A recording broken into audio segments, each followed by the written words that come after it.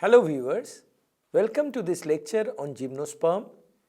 In this lecture, I shall be talking about Pinus, which is the most common gymnosperm in the present day world. And the objectives of this particular lecture are to know about the history and distribution of Pinus, to know about their ecological importance, to have a brief idea about the morphology of the Pinus along with its reproduction, and of course, the different economical uses of Pinus. The name Pinus was given by Carolus Linnaeus way back in 1753, and actually this plant is very old because Pinus mundayi is a wooden fossil of the Pinus stem which survived in this world 133 to 140 million years ago.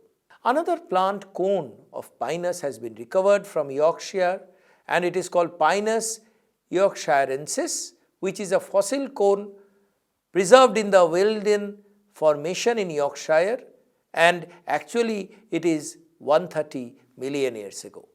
When we consider the classification of Pinus or pines, there are two major subgenera. The typical pine, they actually belong to the subgenus of Pinus, and the white pine which belong to the subgenus of Strobus. And there has been some confusion that there is a third subgenus which is actually called Pinus, with species that in traditional classification are assigned to Strobus section Paria. So what we can say is that Strobus may have some plant which are little bit different, and so they might create another subgenus, but actually Strobus is a bigger group than that of Pinus.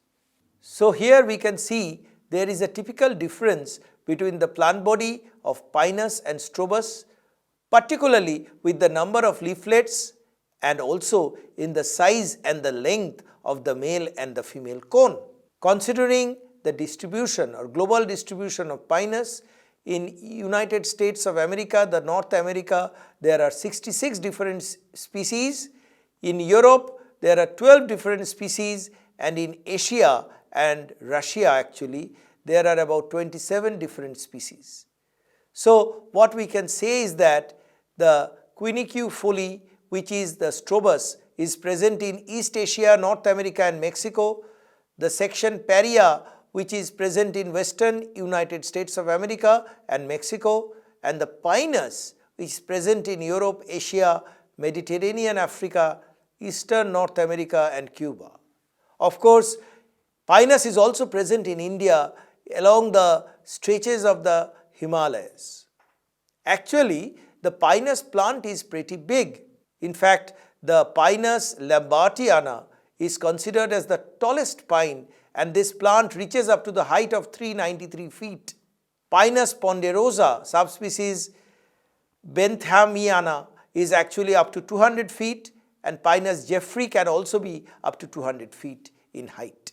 At the same time, Pinus group also has the small plant which can grow in pots, like say for example Pinus contorta subspecies contorta var bolanderi is considered as the smallest pine, where the plant is meager, only 20 centimeter in height. At the same time, each individual Pinus plant can grow for a long time, like this particular plant of longaeva, which is actually 4,000 years old. Similarly, Pinus albicaulis is around 1,000 years, and Pinus aristata, which is also a pretty long plant or very tall plant, is about 1,000 years of age. The wood of Pinus is very important. It actually is very interesting. When we cut a section, the different layers of this wood can actually give an idea about the environment at that point of time. And this science is known as dendrochronology. So wood cross section with bigger xylem elements, they create dark bands, and the smaller elements, they create light bands. So whenever the thinner big bands are there, that indicate that the climatic variation was actually having less precipitation at that point of time. and when there are uniform growth, there has been more precipitation. So dendrochronology is a very important tool to understand the growth of the plant, and thereby it throws some light on the environmental pattern prevailing at that point of growth. Coming to the Pinus plant. Actually, the Pinus plant is typically pyramidal or excurrent in nature, and there are needle-shaped leaves which are having thick cuticle, and the scaly leaves are also there, which is protecting the stem. And this particular needle-like leaves actually create the foliar spar. The fructifications are represented by the male and the female cone. So there is the male cone which are smaller, non-woody in nature, and the female cone which is bigger and woody in nature and relatively less in number per branch. Considering the number of leaflets or needles present in the particular Pinus branch, we can actually identify a species. Like for example, Pinus monophylla is unifoliar, Pinus sylvestris is bifoliar having 2 needles, Pinus gerardiana is trifoliar with 3 needles, Pinus quadrifolia with 4 needles, Pinus wallichiana with 5 needles, and pentafoliar in nature. So very interesting, the number of leaflet or needles present in this particular Pinus leaf also help us to identify a Pinus plant. Now let us consider the anatomy. Actually, both Pinus stem and Pinus root are capable of showing secondary growth. There is a typical outer epidermis, and this epidermis is having multiple layer, and there are cork cell outside to support the stem. It is followed by the cortex, and the cortex contains huge amount of stone cell and resin canal, which is economically important. Then there is the primary phloem and secondary phloem, followed by the cambium, and then there is a thick band of xylem, the secondary xylem, primary xylem or metaxylem and protoxylem. The xylem bands or vascular bundles are separated by typical medullary ray. The pith normally is present in young stem, but it is disappearing in matured stem. And when we consider the long shoot, it is pretty old. There we can clearly see that the cork and cork cambium present, cortex present, but the primary phloem is almost gone because of the tremendous amount of pressure from inside. The primary phloem has almost disappeared and the cambium is there, but typically this secondary xylem is growing as autumn wood or spring wood, and thereby we can see multiple concentric layers in the xylem elements, and they are actually producing the annual ring indicating the growth per year. And of course, the primary xylem remain towards the center under the typical pressure of the secondary xylem, and the pith is also very scanty again because of the secondary xylem pressure. Considering the dwarf shoot, now actually the dwarf shoot of Pinus plant is having scaly leaf, and it is also having typical epidermis, which is actually relatively less thickened, followed by the cortex. Cortex will have resin canal, and there will be phloem and cambium and xylem, but in this case the xylem elements are relatively less than the long shoot. So what we can see here, that the root, shoot both show secondary growth. Secondary growth is maximum in matured long shoot, it is minimum in root and moderate in dwarf shoot. Coming to the leaf of Pinus plant, actually the leaf is typically semicircular or triangular in outline. It is having a thick cuticle which is protecting against inclement weather, and they are having the hypodermis just below the epidermis, and the epidermis is protected with cuticle, followed by a typical mesophyll tissue. And this mesophyll tissue do not show typical variation of palisade and spongy layer, but there is transfusion tissue which is present between the vascular bundle. And actually the vascular region is protected by the endodermis and pericycle, and individual vascular bundles will have a lower xylem and upper phloem, and the xylem is differentiated into early protoxylem and matured metaxylem elements. At the same time, there may be presence of resin canal in the mesophyll tissue, and the stomata is typically sunken because of xerophytic adaptation.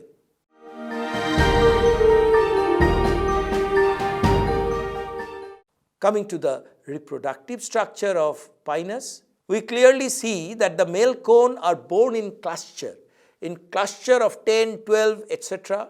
and they are compact, they are non-woody, having a compact arrangement of microsporophyll and the base is protected by the bracts. Similarly, when we consider the male cone vertical section, we can see that the microsporophylls are arranged in such a way that they are oppositely oriented and each microsporophyll will have a pair of microsporangia, and this microsporangia is actually a storehouse of microspore or pollen grain. And considering the male gametophyte, which is the pollen grain, it is having prothalial cell, antheridial cell, and then there will be the generative cell and tube cell. So 3 to 4 cell of male gametophyte will be there. But what is interesting that this pollen grain of Pinus will develop to basal projection in the form of wing-like projection, and this particular wing-like projection will help in wind pollination. And when huge amount of Pinus pollen grain is moving out from one plant to other, it is called shower of sulfur. Coming to the female cone of Pinus, as I have already told you, the female cone is woody in nature and it is formed of distinct megasporophyll, and this megasporophyll is protected with 2 types of scaly leaves, the bract scale and the ovuliferous scale, which is protecting the ovule. Considering the gradual development of the female cone, we see at the first year the female cone is having non-woody megasporophyll. Gradually it becomes enlarged and they become woody and they become more compactly arranged. But when we come to the third year, it has really become very woody and they are actually showing individual woody megasporophyll with well developed ovule, and because of the growth of this ovule, the megasporophylls have slightly opened up and they have loosened. Considering the ovuliferous scale, we can see the base of the ovuliferous scale will have the ovule or the seed. After pollination, there will be the seed, and this particular ovule inside is having the female gametophyte, and the megaspore actually will produce more than one functional female ovum or ovule, and this ovum actually will pollinated by the male microspore, which will come to the tip of the ovule or tip of the seed, and the pollen tube will grow and this particular male gamete will fuse the egg to produce the zygote. But because there are more than one functional megagametophyte, there is a possibility of multiple fertilization which has given rise to multiple embryo, and this phenomenon is called polyembryony. But this particular development of the epicotyl hypocotyl actually occurs very slowly and there is no seed germination or seed dispersal method, as a result of which the development of the female cone is very slow, and the plant or the seed will only germinate when the megasporophyll or the female cone is dropping onto the ground, and the seed will gradually germinate and grow into the Pinus plant. The most interesting feature is that the growth of the male cone is faster and the growth of the female cone is slower. So very often the male cone of the present year will produce the microspore and that will pollinate the female cone of the previous year. So the development of the female cone being very less, the female cone actually will be pollinated or fertilized by the pollen grain of the present year, though the female cone is last year's.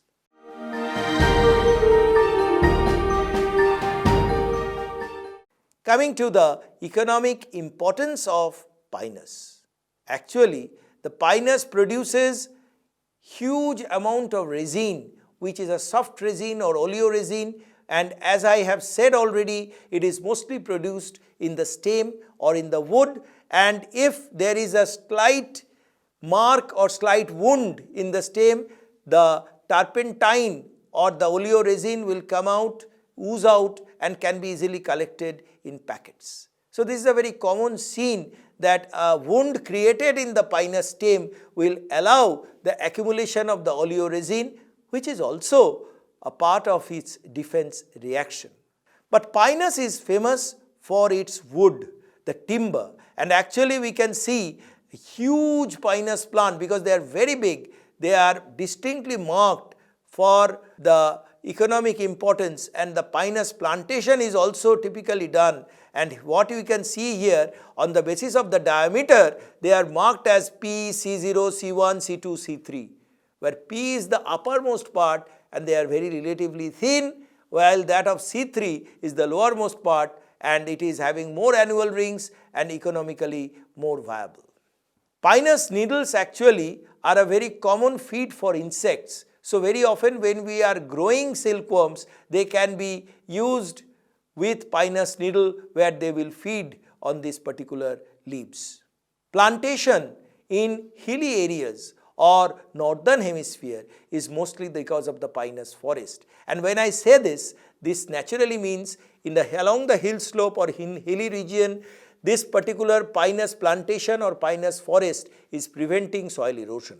At the same time, because the Pinus is producing huge amount of timber, part of the Pinus forest is thinned or cleaned and they are actually used or harnessed for timber production. But it has to be a part of the scientific plantation because this plantation will continue and only judicious utilization of timber is required. Pinus extract, particularly from the stem or the leaves, actually can give a typical flavor to tea, and this is commonly known as Pinus tea and which is rich in vitamins and minerals. The Pinus needle actually can produce a group of compounds called anthocyanidins, and basically they are pigments, anthocyanin like pigments, and these pigments are of tremendous economic importance as seen in case of Pinus densiflora. Pinus plant as a whole is very important because I have already told you, on one side Pinus is actually a major plantation in the hilly areas in the northern hemisphere. It is preventing soil erosion, particularly arising during the rainy season. At the same time, each individual part of Pinus is important. But most importantly, Pinus can grow in different conditions. Mostly it is temperate condition, but if the soil is not having a specific mycorrhizal fungi, Pinus root cannot grow. So the Pinus will only grow if the soil contains the specific mycorrhizal fungi like boletus. So as I was telling, the Pinus needles can be used in allopathic medicine. At the same time, it is also used in allelopathy, meaning this particular allelopathy means they will exude some particular concentration or some solution with which microbes cannot grow. They can be used in landscaping, they have larvicidal effect, and they are also used in the manufacture of nanofibers. On the other hand, the Pinus stem contains the resin, which is commonly used as a biofuel. It is important as a pharmacological compound. It is also used in skin permeation enhancer, in paints, varnish, plastic, adhesive and fragrance. It is also used as a common perfumery or in preparation of certain food flavor. Coming to the cones are used as insecticide. They are also used in polyurethane composite. They are also used in the biosynthesis of different compounds or particle boards, and they are also used in water gasification. So thereby, in this particular lecture, I have talked about the group of plants or group of conifer where the Pinus and Strobus are present. I have discussed in detail the morphology of the Pinus plant, the anatomy of the Pinus plant, the leaf, the importance of the Pinus plant, and most importantly, I have also described the reproductive phenomenon of Pinus plant, how the male and the female gametophytes develop, how fertilization occur, how seed dissemination occur, and how new plantation grow. Thank you.